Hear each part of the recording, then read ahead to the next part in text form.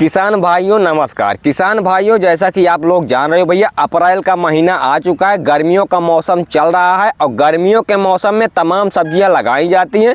लेकिन तमाम सब्जियों में से काफ़ी किसान भाइयों को मन में ये डाउट चल रहा है कि हम तमाम सब्जियों में से कौन सी सब्जी अपने खेतों में लगाएं जिसका भैया उत्पादन के साथ साथ मंडी भाव भी अच्छा देखने के लिए मिल पाए। तो भैया आज आपको इस वीडियो में हम 10 ऐसी चुनिंदा वर्गीय सब्जी वर्गीय फसलों के बारे में बतलाएंगे जिनका तो उत्पादन तो भैया काफ़ी अच्छा मिलेगा, साथ में आपको मंडी भाव भी जो है वो अच्छा देखने के लिए मिलेगा। तो वो कौन कौन सी सब्जियां हैं, कैसे उसको अपने खेतों में लगाना है, कैसे उसकी देखरेख करनी है, कौन सी उसमें कीटनाशक दवाइयों का प्रयोग करना है, इन सब के बारे में आपको आज संपूर्ण जानकारी इस वीडियो में देखने के लिए मिलेगी।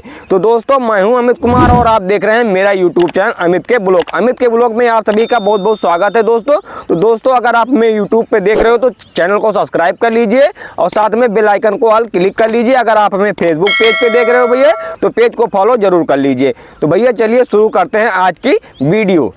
तो किसान भाइयों, इस टाइम पे गर्मियों का मौसम चल रहा है, लू हवाएं चल रही हैं, काफ़ी आंधियां भी आ रही हैं। तो इस टाइम पे अगर आप सब्जी वर्गीय खेती करने चल रहे हैं भैया, तो सबसे पहले आपको इस बात का ध्यान रखना है कि आपके पास सिंचाई का भैया पर्याप्त साधन होना बहुत ही ज़्यादा ज़रूरी है। तभी आप सब्जियों की खेती कर अच्छा उत्पादन भी ले सकते हैं और साथ में अच्छा मंडी भाव भी पा सकते हैं। अगर आपके पास सिंचाई का साधन नहीं है भैया तो आप अपने फसलों से सही उत्पादन नहीं ले पाएंगे, क्योंकि इस टाइम पे सिंचाई का जो साधन होता है भैया वो काफ़ी अच्छा होना चाहिए, क्योंकि हमें हर तीसरे दिन भैया इसकी सिंचाई करनी आवश्यकता पड़ सकती है। तो आपको सिंचाई के साधन जरूरी है।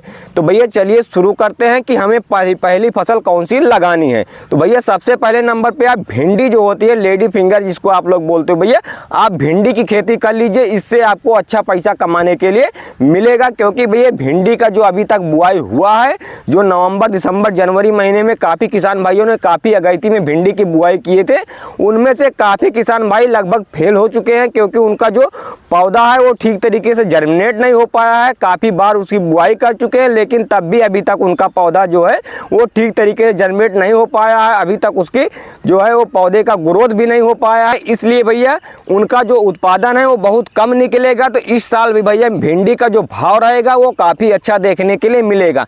तो आप भिंडी की खेती जरूर कर लीजिए भैया, क्योंकि भिंडी की अगर आप खेती करते हो तो इसमें आपको पर डे लगभग, अगर आप 1 एकड़ में खेती कर लेते हो तो आप 1 से 1.5 कुंटल या 2 कुंटल की पर डे तुलाई कर सकते हो भैया, क्योंकि भिंडी का जो वजन होता है वो काफ़ी अच्छा देखने के लिए मिलता है। सबसे ज़्यादा उत्पादन भी ये देती है भिंडियाँ, क्योंकि इस टाइम पे जो भिंडी लगाई जाएगी गर्मियों के मौसम में, उनका जो उत्पादन होता है भैया वो साल में सबसे ज़्यादा इसी टाइम पे देखने के लिए मिलता है। तो आपको कौन सी वैरायटियों को लगाना है, तो जैसे राधिका आता है आप इसको लगा सकते हो, नाव्य आता है इसको लगा सकते हो, या फिर आप देख लीजिए आपके इलाके में सबसे ज़्यादा उत्पादन देने वाली कौन सी वैरायटियाँ हैं, आप उनको लाकर अपने खेतों में लगा लीजिए। इससे आपको फायदा भी मिलेगा, उत्पादन भी मिलेगा। केवल आपको इसमें इल्लियों का प्रकोप देखने के लिए थोड़ा बहुत मिलता है, जो भिंडियों को टेढ़ी कर देते हैं। तो इसके लिए आपको इमामेक्टिन जो आता है आप उसको स्प्रे कर सकते हो, काइट आता है उसको भी आप स्प्रे कर सकते हो, या फिर कोराजेन आता है आप उसको भी लाकर अपने पौधे में डाल सकते हो। जो आपकी भिंडियाँ टेढ़ी हो रही हो भैया, फ्रेश हो जाएंगी, तो आप इनको लाकर अपने पौधे में स्प्रे कर दीजिए, जिससे आपका जो उत्पादन है वो काफ़ी अच्छा देखने के लिए मिल जाए। तो आप भिंडी की खेती जरूर कर लीजिए। उसके बाद भैया जो आपको दूसरे नंबर पे फसल लगानी है वो भैया ग्वारफली की खेती। जी, अगर आप ग्वारफली की खेती अप्रैल और मई के महीने में कर लेते हो तो इससे भी आपको अच्छा पैसा कमाने के लिए मिलेगा, क्योंकि भैया जो ग्वारफली होता है इसमें ज़्यादा रोग नहीं लगता है, हमें कोई ज़्यादा दवाइयों का स्प्रे नहीं करना होता है, ना तो इसमें ज़्यादा कोई मेहनत है। तो आप बिना लेबर के भी इसकी खेती कर सकते हो। तो इसको आप अच्छी वैरायटियों को लाकर अपने खेतों में बुआई कर दीजिए, जैसे कि बीएनआर कंपनी का मानसी आता है या प्रसाद कंपनी का आता है।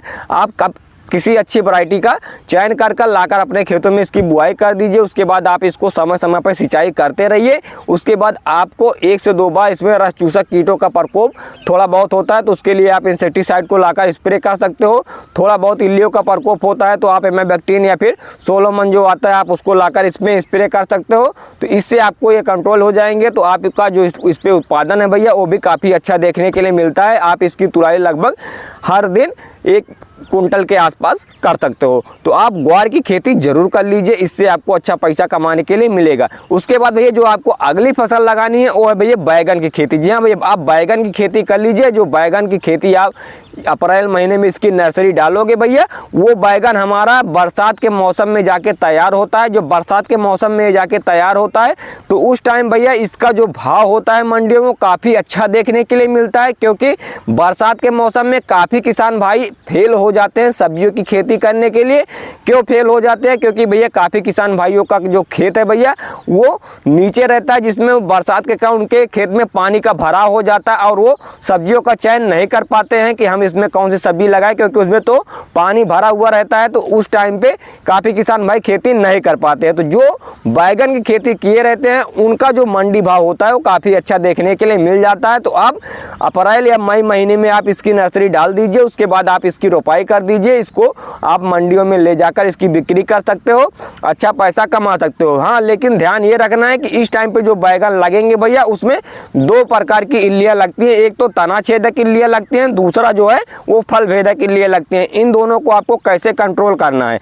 तो इनको आप कंट्रोल करने के लिए जैसे कोराजिन आता है, आप इसको लाकर अपने पौधे में डाल दीजिए। 5 ml 15 लीटर पानी में आपको इसके स्प्रे करना है, या फिर आप डेलीकेट ला रहे हैं तो आप उसको भी अपने पौधे में डाल दीजिए। इससे भी आपको एक ही बार में जो आपका तना छेदक है, फल छेदक है, वो एक ही बार में ख़त्म हो जाएंगे। तो आप अगर डेलीकेट लाकर डाल रहे हो तो भैया उसको आपको 20 ml 15 लीटर पानी में मिलाकर डालना है। 20 से 25 ml आप इसको ले सकते हो। ये थोड़ी महंगी दवा है, लेकिन इसका जो रिजल्ट है भैया वो काफ़ी शानदार देखने के लिए मिलता है। इसका जो रिजल्ट टाइम है वो लगभग 20 से 25 दिन के लिए देखने के लिए मिल जाता है। तो आप डेलीकेट को लाकर डाल सकते हो, या फिर जो काइट आता है घराना कंपनी का, आप उसको भी लाकर अपने पौधे में स्प्रे कर सकते हो। इसको जो आपको डालना है वो 25 ml 15 लीटर पानी में आपको मिलाकर स्प्रे करना है।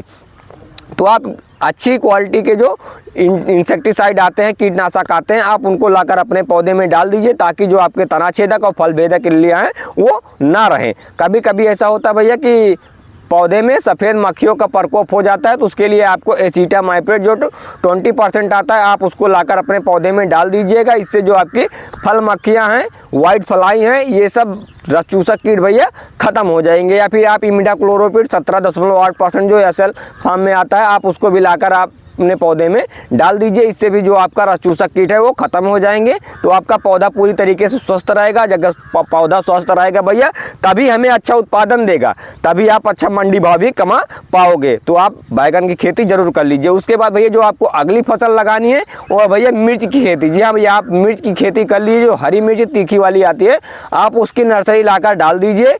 उसके बाद आप उसको लगा दीजिए, क्योंकि जो मिर्च का रेट रहता है भैया वो साल में सबसे ज़्यादा गर्मियों के मौसम में ही देखने के लिए मिलता है।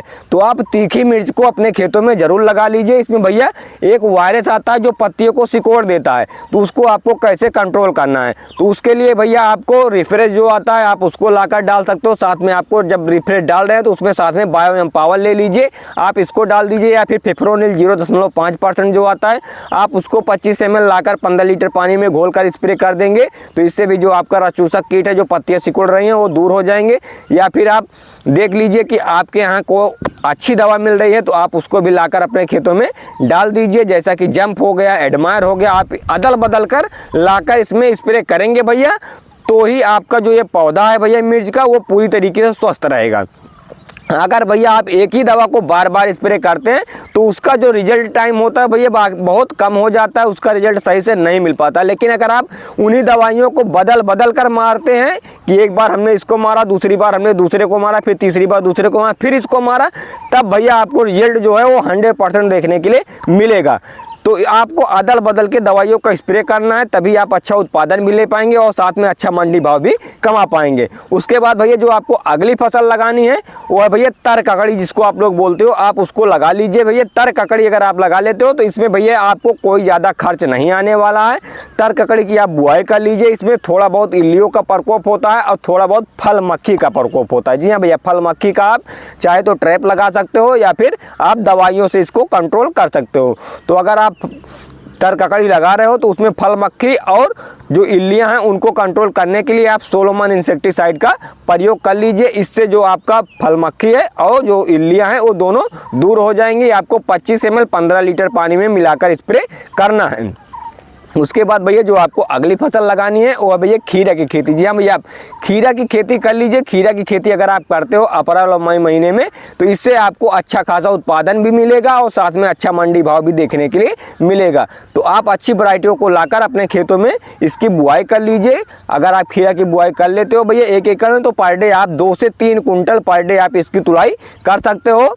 तो आप खीरा को अपने खेतों में ज़रूर लगा लीजिए। अगर इसका मंडी भाव आपको 10 से 15 रुपये या 20 रुपये पर किलो के हिसाब से मिल जाता है, तब भी आप अच्छा पैसा कमा सकते हो भैया खीरा की खेती से, क्योंकि इसमें ज़्यादा कोई दवा नहीं लगती है।